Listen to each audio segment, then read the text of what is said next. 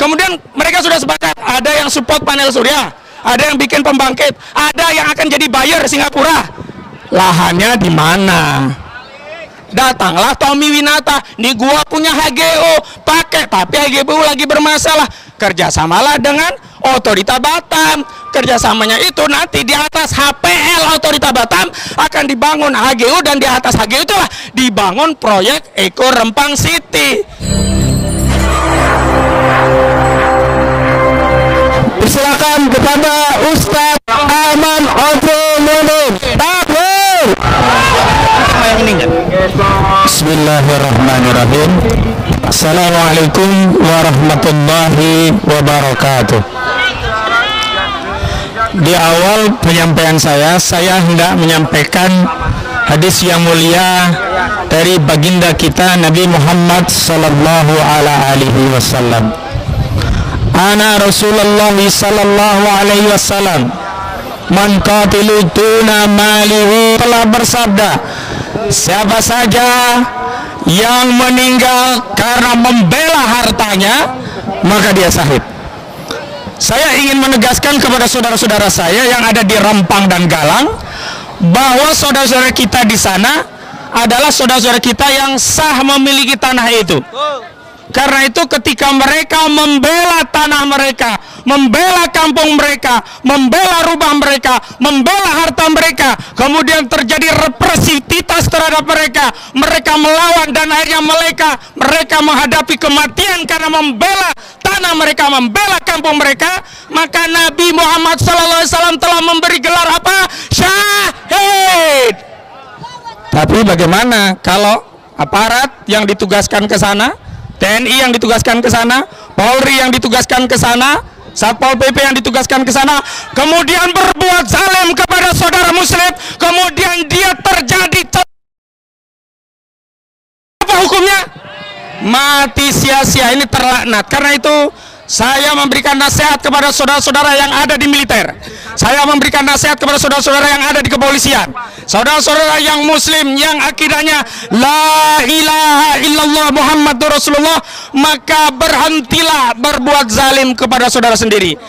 Jangan ikuti komando pimpinan kalau komando itu akan berbuat zalim dan mencelakakan Anda baik di dunia maupun di akhirat. Takbir. Jadi sebenarnya kasus Rempang dan Galang ini seperti apa ini? Saya kasih ya ringkasan sederhana. Ini saya kutip dari Gugun Pragianto, pengamat kebijakan publik. Sederhananya biar kita nggak pusing, oh ini proyek strategi nasional, itu semua bohong. Sekali lagi apa? Bohong.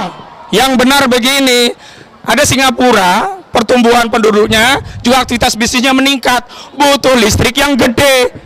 Lalu dia butuh sumber daya listrik. Listrik Singapura nggak mau disupport dengan PLTG yang pakai bahan batu bara, karena itu bikin Jadi yang bikin polusi itu PLTU-nya Luhut Binsar Panjaitan, bukan motor-motor, mobil-mobil yang nggak seberapa ini begitu. Jadi usut punya usut, mereka mau kerjasama sama Luhut Binsar Panjaitan, sama Erick Thohir, disepakati akan dibangun namanya PLTS, apa? Pembangkit listrik tenaga surya. Tapi lu kagak mau kalau yang membangun dari Singapura, perusahaan Singapura. Kenapa? Gak dapat cuan. Maka yang bangun adalah perusahaan dari Indonesia. Perusahaannya adalah perusahaan punya Luhut, BTS, sama perusahaannya Erick Thohir. Ya, perusahaan Erick Thohir itu dimiliki oleh kakaknya Boy Thohir. Maka mereka bersepakat. Nah, karena dua konco ini belum bisa bikin panel surya, maka dia kerjasama dengan Cina, Cinzi namanya. Nah, dia yang akan support panel surya.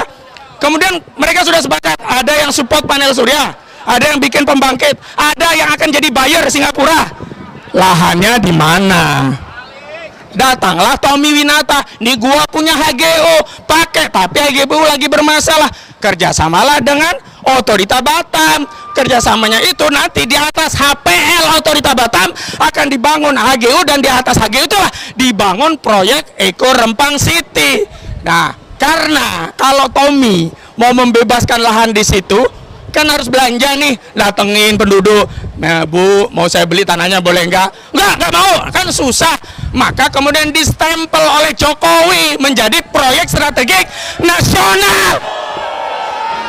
Nah, karena diberi stempel proyek strategis nasional, itu tidak perlu lagi belanja kepada penduduk, nggak peduli pada penduduk. Yang penting ini masuk proyek strategi nasional, ada HGB, ada HPL, ada HG-nya, gusur. Zolim apa zolim? Jadi sejatinya proyek strategis nasional itu adalah proyek untuk cariin lapa oligarki untuk berbisnis dengan merampas tanah rakyat. Iya, zolim apa zolim?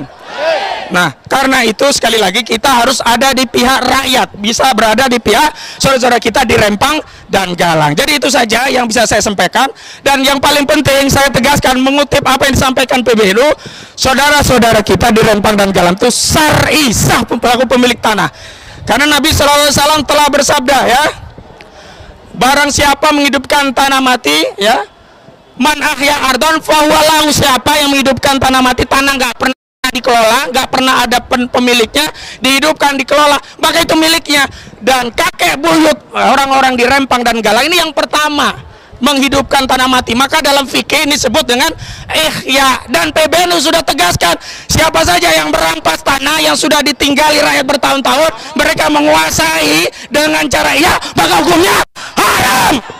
Karena itu Pak Jokowi, Pak Ma'ruf Amin, Bapak Kiai Ma'ruf Amin, tolong nasihati Presiden Republik Indonesia yang ada di samping Anda. Katakan, Pak Jokowi merampas tanah rakyat Rempang menurut fatwa PBN itu hukumnya apa? Haram. Dan ingatkan kepada Pak Jokowi sebagaimana pengingatan dari Pak Ma'ruf Amin yang mengatakan orang yang bohong akan membawa ke dosa, dan orang yang dosa akan masuk neraka. Nah, Pak Jokowi ini bohong. Karena dalam kampanye 2019 yang lalu menjanjikan paling lama 3 bulan akan terbitkan sertifikat untuk kampung-kampung tua, 16 kampung tua di Rempang dan Galang. Yang terjadi bukan sertifikat yang datang, tapi tentara dan polisi. Begitu diprotes rakyat katanya memiting. Ketika diprotes lagi katanya, ini saya piting ini saya piting, saya rangkul. Jadi sekali lagi saya ingatkan kepada Pak Panglima TNI, Anda memang sudah meminta maaf, tapi sebagai bentuk tanggung jawab Anda kepada institusi Anda, saya harapkan mundur Pak Panglima TNI, Pak Yudo Margono, mundur. Kasihan TNI, jangan bikin jarak antara TNI dengan rakyat, kasihan tentara, karena ulah Pak Yudo Margono. Demikian, Assalamualaikum warahmatullahi wabarakatuh. Waalaikumsalam.